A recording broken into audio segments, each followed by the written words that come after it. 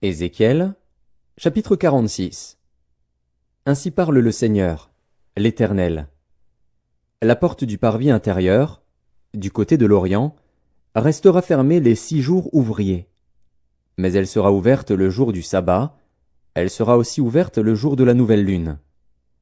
Le prince entrera par le chemin du vestibule de la porte extérieure et se tiendra près des poteaux de la porte. Les sacrificateurs offriront son holocauste et ses sacrifices d'action de grâce. Il se prosternera sur le seuil de la porte, puis il sortira, et la porte ne sera pas fermée avant le soir. Le peuple du pays se prosternera devant l'Éternel à l'entrée de cette porte, au jour de sabbat et aux nouvelles lunes. L'holocauste que le prince offrira à l'Éternel, le jour du sabbat, sera de 6 agneaux sans défaut et d'un bélier sans défaut. Et son offrande, d'un épha pour le bélier, et de ce qu'il voudra pour les agneaux, avec un hin d'huile par épha. Le jour de la nouvelle lune, il offrira un jeune taureau sans défaut, 6 agneaux et un bélier qui seront sans défaut. Et son offrande sera d'un épha pour le taureau, d'un épha pour le bélier, et de ce qu'il voudra pour les agneaux, avec un hin d'huile par épha. Lorsque le prince entrera, il entrera par le chemin du vestibule de la porte, et il sortira par le même chemin. Mais lorsque le peuple du pays se présentera devant l'Éternel, aux solennités, celui qui entrera par la porte septentrionale pour se prosterner sortira par la porte méridionale, et celui qui entrera par la porte méridionale sortira par la porte septentrionale. On ne devra pas s'en retourner par la porte par laquelle on sera entré, mais on sortira par celle qui lui est opposée. Le prince entrera parmi eux quand ils entreront, et sortira quand ils sortiront. Aux fêtes et aux solennités, l'offrande sera d'un épha pour le taureau, d'un épha pour le bélier, et de ce qu'il voudra pour les agneaux, avec un hin d'huile par épha. Si le prince offre à l'Éternel un holocauste volontaire ou un sacrifice volontaire d'action de grâce, on lui ouvrira la porte qui est du côté de l'Orient, et il offrira son holocauste et son sacrifice d'action de grâce comme il doit le faire le jour du sabbat. Puis il sortira, et l'on fermera la porte après qu'il sera sorti.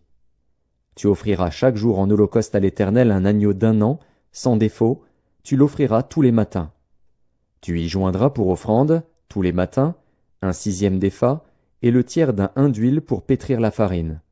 C'est l'offrande à l'Éternel, une loi perpétuelle, pour toujours. On offrira, tous les matins, l'agneau et l'offrande avec l'huile, comme holocauste perpétuel. Ainsi parle le Seigneur, l'Éternel. Si le prince fait à l'un de ses fils un don pris sur son héritage, ce don appartiendra à ses fils, ce sera leur propriété comme héritage. Mais s'il fait à l'un de ses serviteurs un don pris sur son héritage, ce don lui appartiendra jusqu'à l'année de la liberté, puis il retournera au prince. Ses fils seuls posséderont ce qu'il leur donnera de son héritage. Le prince ne prendra rien de l'héritage du peuple, il ne le dépouillera pas de ses possessions. Ce qu'il donnera en héritage à ses fils, il le prendra sur ce qu'il possède, afin que nul parmi mon peuple ne soit éloigné de sa possession. Il me conduisit par l'entrée qui était à côté de la porte, dans les chambres saintes destinées aux sacrificateurs, vers le septentrion. Et voici, il y avait un lieu dans le fond, du côté de l'Occident.